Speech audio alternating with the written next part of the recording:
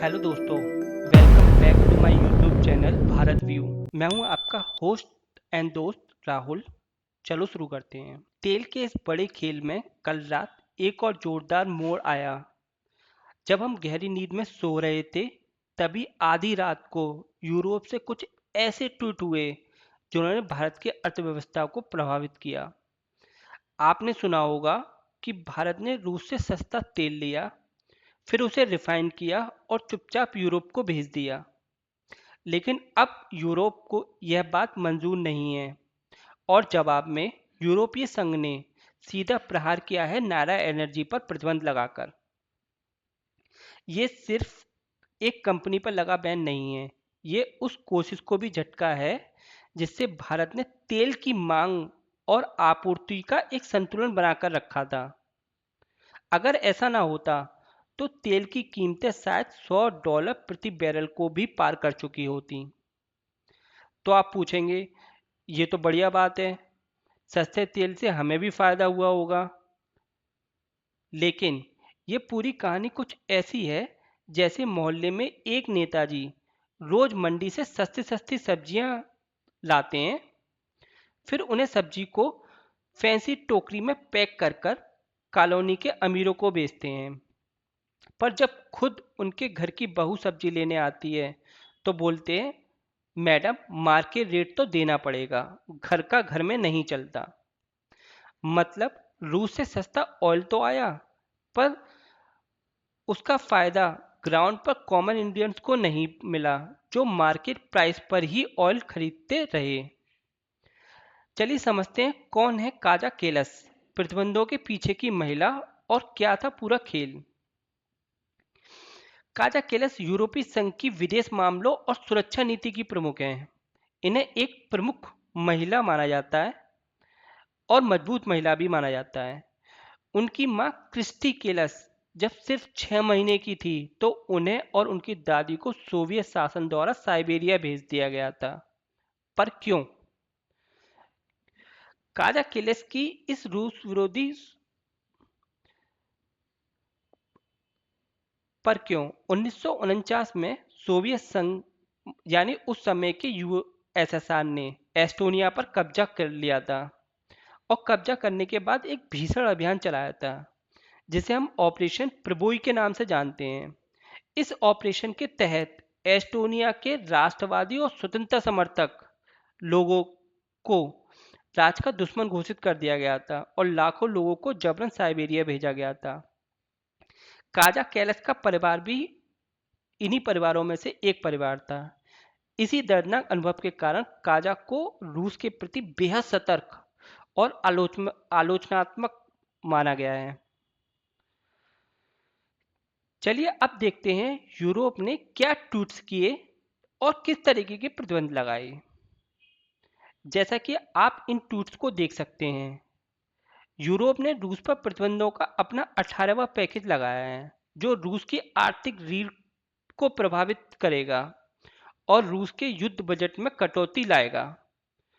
इन tweets में मुख्य रूप से एक 105 शैडो फ्लीट जहाज़ों पर प्रतिबंध लगाया गया है और उनके इनेबलर्स पर भी यही प्रतिबंध लगाए गए हैं, यानी कि उन कंपनियों और लोगों को जो इन शैडो फ्लीट को संचालित करते थे।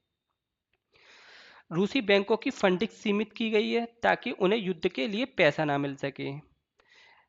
तेल पर मूल्य सीमा और नीचे लाई गई है। पहले रूस $60 प्रति बैरल तक तेल बेच सकता था, अब उसकी कीमत घटाकर ₹47.06 प्रति बैरल कर दी गई है। भारत की नायरा एनर्जी पर भी प्रतिबंध लगाया गया है। यह एक बड़ा कदम था जो भारत को सीधे प्रभावित करता है। रूसी रक्षा उद्योगों पर तकनीकी प्रतिबंध लगाए गए हैं। चीन के बैंकों को भी निशाना बनाया गया है जो रूस को सैन्य हथियार सप्लाई करने में मदद करते थे।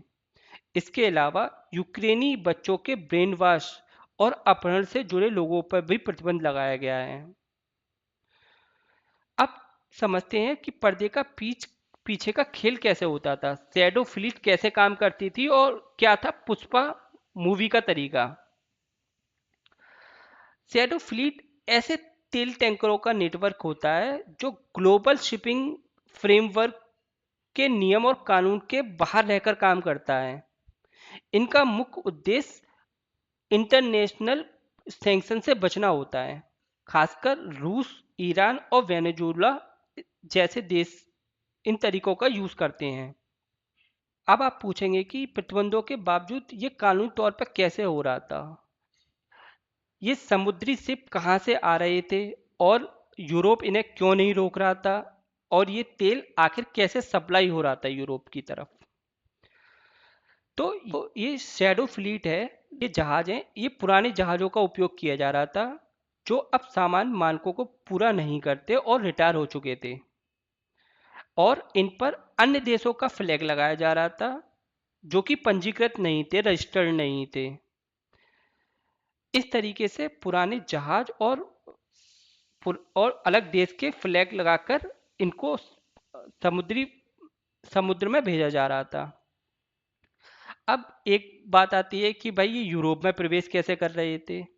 तो एक्चुअली ये समुद्री यूरोप की समुद्री सीमा से थोड़ा सा बाहर रुक जाते थे, जो कि एक लीगल प्रोसेस है। उसके बाद छोटे छोटे जहाज़ों के द्वारा ये ऑयल यूरोप की तरफ भेजा जाता था, ट्रांसपोर्ट किया जाता था। सोचिए जैसे कि फिल्म पुष्पा में चंदन की लकड़ी की तस्करी होती थी, ठीक उसी तरह से रूस भी अपने तेल को बेचने के लिए शैडो फ्लीट का इस्तेमाल करता था। अब समझते हैं कि नायरा एनर्जी पर प्रतिबंध क्यों। ऐसा नायरा एनर्जी ने क्या कर दिया कि जो उस पर प्रतिबंध लगाए गए, और इसे रोसनेफ्ट का भारतीय कनेक्शन क्या है। चलिए अब समझते हैं कि नायरा एनर्जी पर प्रतिबंध क्यों। नायरा एनर्जी ने ऐसा क्या कर दिया कि उसी पर प्रतिबंध लगाए गए हैं, इस समझते हैं। और इसका इन रोसनेफ्ट का भारतीय कनेक्शन क्या है। जिस कंपनी को आज हम नायरा एनर्जी के नाम से जानते हैं, वो पहले एसार ऑयल के नाम से जाना जाती थी। साल 2017 में रूसी तेल दिग्गज रोसनेफ्ट और उसके सहयोगी निवेशकों ने एसार ऑयल के 49% शेयर खरीदे। यह उस साल की भारत की सबसे बड़ी विदेशी निवेश डील्स में से एक थी। ऐसा लगा जैसे रोसनेफ्ट को पहले ही पता था भविष्य में उसे भारत जैसे साझेदार की जरूरत पड़ेगी। साल 2018 में एसआर ऑयल का नाम बदलकर नायरा एनर्जी कर दिया गया। तब से ये कंपनी भारत के लिए रूसी तेल का एक प्रमुख वितरण केंद्र बन चुकी। पश्चिमी देशों की चिंता है कि रूस अपने तेल को नायरा जैसी कंपनियों के माध्यम से बेच रहा है, जिससे प्रतिबंधों का असर कम हो रहा है। अब सवाल यह है, क्या भारत गलत कर रहा था? नहीं, भारत अपनी ऊर्जा सुरक्षा सुनिश्चित कर रहा था और दुनिया में उपलब्ध सबसे अच्छी डील्स ले रहा था। लेकिन भू राजनीति में हर कदम की कीमत होती है। यूरोपीय संघ ने इस कदम से दो बड़े और स्पष्ट संदेश दिए हैं। पहला, भारत के साथ भी अब सीमाएं तय होंगी। यूरोप उन रास्तों को बंद करना चाहता है जिनके जरिए रूसी तेल उस तक पहुंच रहा था। दूसरा, यूरो अब भारत की रिफाइनरियों को बाईपास करने लगा है। उन्हें पता है कि तेल को रिफाइन करके फिर से बेच रहा है। नायरा एनर्जी को सैंक्शन करना सिर्फ प्रतीकात्मक नहीं है, उन सभी देशों को एक स्पष्ट चेतावनी है जो रूस के साथ व्यापार करते हुए यूरोपीय प्रतिबंधों को नजरअंदाज कर रहे हैं। तो आगे क्या? तो क्या भारत को अब अपनी ऊर्जा रणनीति बदलनी पड़ेगी? क्या नायरा एनर्जी जैसी कंपनियों पर और शिकंजा कसेगा, या फिर भारत अपनी कूटनीति और सूझबूझ से एक नया रास्ता खोजेगा जहां उसे सस्ता तेल भी मिले और अंतर्राष्ट्रीय संबंध भी ना बिगड़े? आपका क्या मानना है? क्या यूरोप का ये कदम भारत की संप्रभुता और आज़ादी में हस्तक्षेप है, या एक जरूरी चेतावनी जो बदलती वैश्विक भू राजनीति का हिस्सा है? अपना सजेशन नीचे कमेंट में बताइए और भारत व्यू के साथ जुड़े रहिए, जहां हम लाते हैं आपको दुनिया की राजनीति भारत के नजरिए से।